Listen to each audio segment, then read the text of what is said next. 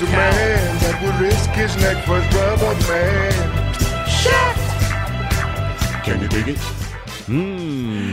Yes, sir. You're over there looking at, hey, don't tell people to commit voter fraud. Like, it was a joke. Yeah, but, we're kind of in a sensitive thing right now. I show up to my polling place this morning. There were two people voting when I got in there, but I didn't even notice what number I was. They don't do things the way they used to hand you. They used to turn the piece of paper around and have you find your name on the line. You could sign in. I didn't notice what number I was. I did it all on an iPad this morning. I signed in on an iPad. So I'm kind of ashamed. I'm going to vote, of course, but my polling place is right across the street from my house, and I haven't voted yet. You could have walked to your polling place this morning. It takes me about 3 minutes. Well, that's convenient. Yeah, it's very convenient. So I will never have an excuse to not vote. You'll go back and look at my voting record, and it'll say from 20 years ago, or especially living now, but next to the polling place. Hey, let me tell you something. I'm going to tell you where Sinclair Broadcasting went wrong. I don't have a problem with them letting their viewers know and the public know that they're going to be fair and balanced and that there's fake news out there. But the way they should have done this is had someone from corporate or vice president give this whatever it was, instead of having to blanket all the anchors and the whole network do it, because it looked like something out of Pravda, Mark.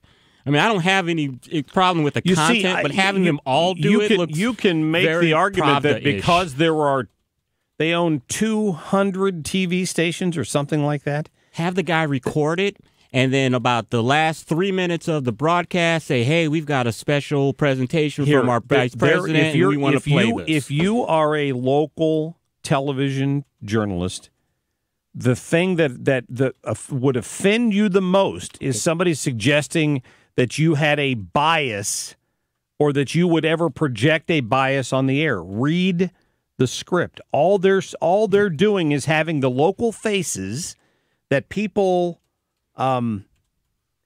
trust to deliver their news to them say to them, listen, we are not going to participate in fake news. We're going to vet our news stories. They do this in different versions every ratings period. They'll put out a proof of performance ad. That's what they call them. We covered this story. We covered that story. We dig deeper. We confirm our sources. We're going to tell you the truth. And by golly, if you see something different than that, you email us and let us know. It was nothing other than that. And what Deadspin did by rolling all of these voices into one commercial and then having folks walk out and say it looks like Pravda, it's not state-run media. I understand that, but I'm a PR public affairs guy, and I would have never had it look like a blanket here, have all our anchors read this, and have it look like it's something out of the old Soviet Union.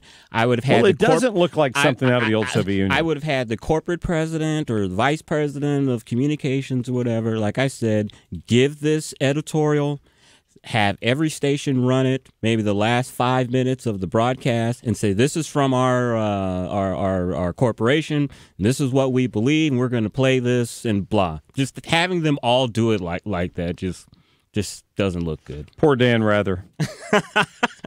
That paragon of virtue is so distraught over this. Well, I'm not defending Don. You can criticize the way it looks when you play 200 of them together at the same time. I'm not defending Dan Rather. I'm just I don't approve of the way that they did it. I agree with what they're trying to do. I just think the way that they did it was very, very clumsy.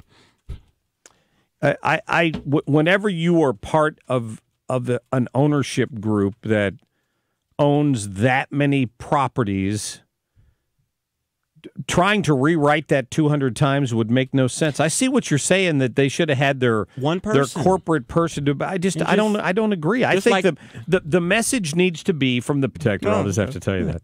That's funny. Mark Cox at the mall. Wow. Yes, the hair is real. Thank you so much for pointing that out. I appreciate that. Hey, local. We started off talking about the local elections, and we're going to talk a little bit more about that coming up here. I've talked to Sam Cooper, who's the executive director of the Missouri GOP, and the reason I've invited him on, he's going to join us here in a couple of minutes on the air with Chris in studio, is that there's a ballot initiative out there that you might think is about the environment, but it has nothing to do with that. And in fact, it's being funded from a couple of sources that who've gone out of their way to avoid being detected because they know the connotation that brings along with it. We're going to talk about what it is and why, if you see one of these people at your polling location today, whatever you do, don't sign that piece of paper. You're going to understand why after we get done talking about it. I wish Columbo was in here because I give him a little bit of grief about this, and I will later when he shows up at the end of the program. You know who the ballot initiative person was at my stand this morning? No. It was a legalized marijuana person. Oh, wow. Yeah. So did you blow a gasket? Did you give him a lecture? I didn't blow a gasket. You want to sign this? This is for. I think he might have said. He had two of them. One of them was for medical marijuana, and one was for another one. I'm like, get that thing out of my face. Are you kidding me? Dude, I'm so stoned.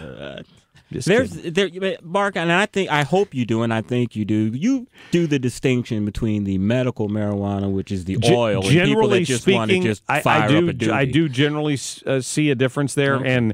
and under the proper circumstances, but I also now see it as a stepping stone to full legalization.